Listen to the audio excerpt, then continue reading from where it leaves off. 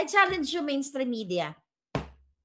Bakit walang ni isa sa inyong umuulat na si Bonjing, si Boying Remulla ay nakaratay sa St. Luke's? Bawat kamkam nyo sa Pogo, bawat panggigipit nyo sa DOJ, mga ginayupak kayo, bayad yan ng taong bayan. So karapatan naming malaman kung humihinga ka pa o hindi. Ito nga mga kababayan, meron nakuhang impormasyon itong si Madam Maharlika sa kanyang puting ahas, na itong si DOJ Secretary Boyang Remulla ang may malubhang karamdaman, kaya pala napakatahimik ng DOJ ngayon. Ito ang aalamin natin kay Madam Maharlika, bago natin ituloy ang video na ito. Kung bago ka lang sa aking YouTube channel baka pwede makahingi ng like at subscribe at click mo na rin ang notification bell para updated ka sa aking nilalabas na bagong video. Salamat po. Okay mga kababayan, okay, sino ba si Remulla? Okay, bakit siya tahimik? Eh di ba, madalas pa lang lolo ninyo. Umepekto na ba 'to mga panundot natin? Okay, mga kababayan. So, unang pasabog sa banga. Inililihim ng gobyernong ito yung mga nangyayari sa taong bayan. Kasi dapat, Salome Baksal, dapat ang itong mga taong nasa gobyerno, okay, na mga kawatan sa kaban ng bayan na nagsasaid sa inyong pinaghirapan natin lahat, dapat sila ay maging responsable at transparent. Kasi, mga palangga, kinonfirm natin at ni isa sa mainstream media or sa social media, I believe, wala pang nag-uulat na si Remulla ay inaratay pala. Hindi naman tayo nag-wish, but minsan, out of kapulburan na nila, nag-wish din tayo ng bonggang-bongga ng mga bagay-bagay na minsan, ayan, sabi ni John Carlo, taray may ads. Na matagal nang may ads yan, 2 taon na yan palangga. Nahuhuli ka na sa banga. Yung ating Sendwave app, model nga ako dyan. Anyway, sabi ni Helen, sabi, patay na ba si Bonjing? With that, I don't know. Pero confirm po, 2, actually 3 tao ang pinagtanungan natin na ayon sa ating puting ahas, ay nakaratay siya sa St. Luke's Hospital for 3 weeks. Actually, hindi lang sure kung which is which. Inatake ba siya sa puso or yung CA? You know what I mean?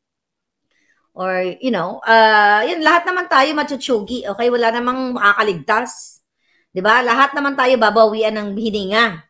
Okay? Basta make sure na bago ka bawian ng hininga, magbango yung hininga mo. Diba? Dapat hindi makyoho, hindi amoy shotok. Kasi pag binawian ka ng hininga, dapat fresh ka, naka-fresh breath ka. Hindi ka tulad ni Lisa Smugs, ni Bonjing, o whatsoever. So, darating tayo dyan. Huwag kayo mag-alala, una-unahan lang naman ng buhay. Right? Aba, nagre-request sa mga ito, please do more. Yung ating, okay, si Seth. Gusto niyo ba yon yung aming live nila kagabi? So anyway, yeah, sure. Bakit hindi?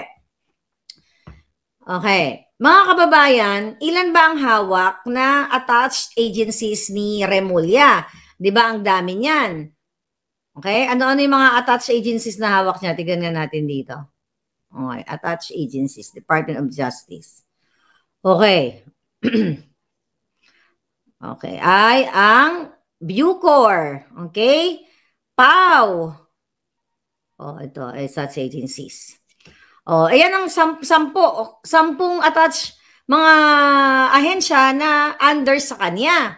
Bureau of Corrections, Bureau of Immigration, kaya pala no wonder, yun na nagkaletse-letse dyan sa Bureau of Immigration, NBI, okay? Ang dami pa at marami pang iba. Alright, 10 yan. Okay? Ngayon, mga kababayan, ano ang pinahiwatig ng gobyernong ito? Ang gobyernong ito ay itinatago nila, hindi lang pagnanakaw nila, kundi yung pagiging incapable nila sa pagpapatakbo ng bulok na ahensya ng DOJ. Right? So gusto ko lang sabihin sa inyo, bakit ni isang mainstream media, takot na naman kayo. Dahil gugurgurin na naman kayong ganyan. Ni isa sa inyo, walang nag-uulat sa bayan. Hindi nyo sinasabi kung buhay pa ba sila o mga nategi na o naka-life support ba sila, di ba? Kasi in the past, nagkaroon ng bypass operation, di ba? Nagkaroon siya ng cardiac problem din, heart problem din. Yeah, walang balita sa mainstream media. Actually, bago ako nagulat sa inyo, bago humarap sa bayan, bago ako humarap sa inyo, ay nag-research ako kung baka naman naulat na. Pero confirm po na siya ay inaaratay na. So ano ito, karma? Ito ba ay singil na ng langit? Siningil na ba sila ng kanilang kahayupan kay dito sa Bucor, kay General Bantag, kay Teves, yung mga issue na yan, di ba? Si Remulla ang gasakar-sakar gidera. Epal-epal gisa dyan, o di ba? So, sabi ni Alberto Buyok, okay? Sabi ni Alberto, my love. Correct ka dyan, madam, lahat ng tao mamamatay, dapat talaga mabangong hininga. Yes, dapat manatsugi tayo mabangong hininga nyo. Kaya kahit may sakit kayo, mag-gargle kayo. Okay, may tip ako sa inyo, para light lang. Alam niyo ba kung ano ang pinakamurang pangmumug para maging fresh sa inyong breath? Parang angel's breath. Okay? Ay hydrogen peroxide. Mura lang yan. $1 lang yan sa mga, I don't know, sa Pilipinas. Magkano? 40 pesos lang yata. But yung hydrogen peroxide, lalagyan mo ng water. Bala ka na. Kanya-kanyang tansya kung anong kaya mo i-tolerate. So, yan yung aking gargle. Murang-mura lang yan. Okay? $1 lang yan sa mga $1-2 lang sa mga store. Or gusto mong haluan ng water or puro kung kaya mo. So, yan. Para pag nag-gargle ka dyan, hindi ka amoy potok. Yung gininga mo katulad ni Smugs at ng mga kalaban ng bayan. Alright? Boying Remulla. Alright? Ngayon, mga palangga, di ba may nakuha kayo? Yeah. Hindi na kailangan ng mga mamahaling mga gargle eklabush. Yung iba kahit gargle na mamahalin, lumalabas pa rin yung makyoho. Ano ba yun? Ba't napunta tayo doon? Kasi, si Palangga rest in hell, sabi niya, Bonjing. So ngayon, mga kababayan, ang Department of Justice Secretary Remulla na sangkot sa panggigipit, lahat, ay hindi natin isa-isa yung mga pinagagawa ng jutang Genemes na yan. Alright? Mukhang sinisingil na siya ni taning. Di ba? Hindi taning yung taning natin. Iba na lang word natin. Baka sinisingil na siya. Sabi ko nga, hindi naman tayo nag-wish ng masamang may mangyari sa ating kapwa kasi lahat naman tayo may mga nangyayari. Lahat naman ng tao pwedeng magkasakit o pwedeng mamatay dahil masyonda na. Ang nagiging problema kasi dito, kaya tayo ganitong yung emotion natin na sometimes gusto na lang natin silang bug. Dito may hawak-hawak kong stick. Tusukin ko naman kay Pai ni Lisa. Tusukin ko naman yung kay Pai Labom Lisa. Di ba? Para susunod na yung kay Pai niya. But anyway, so, isinisikreto sa taong bayan, sa inyo. Karapatan ninyong malaman, mga palangga, kung buhay pa ba sila o hindi. Kasi pinapasweldo sila ng taong bayan. May hinahawakan silang posisyon. Di ba? Nandiyan yung panatilihin ng peace and order sa bayan. Ang dami, pero lahat naman yung mga ka-eklabusyan lang naman yan, etsos lang. Na kunyari ay sila ay may mandato na ganito, ganere. Pero ang totoo, sa gobyerno ni Kuting, puro kasinungalingan, puro kabalbalan. Sige nga, I challenge you mainstream media. Bakit walang ni isa sa inyong umuulat na si Bonjing, si Boying Remulla, ay nakaratay sa St. Luke's? Okay? Hindi lang ma-confirm ng source natin kung dalawa ba sabay. Inaratay siya ng CA or pero itong close encounter niya yung ayan. So, nasaan si Remulla?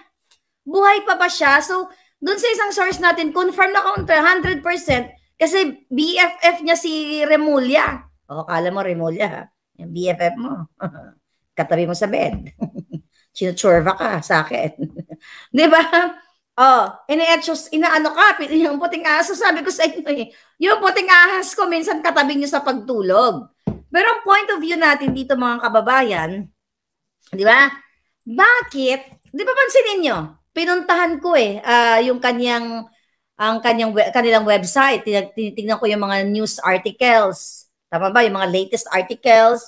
Then yung kanilang Facebook page. Kasi madalas, bidabidahan si Remulla dyan, di ba? Siga-sigaan. So bakit ka nanahimik? May obligasyon ka sa taong bayan kasi bawat hininga mo, makyoho man yung hininga mo, or what, bayad yan ng taong bayan. At bawat kamkam nyo sa Pogo, bawat panggigipit nyo sa DOJ, mga ginayupak kayo, bayad yan ng taong bayan. So karapatan naming malaman kung humihinga ka pa o hindi. Kung nagustuhan mo ang video na ito, huwag kalimutan magkomento kung ano ang saloobin mo. Salamat po.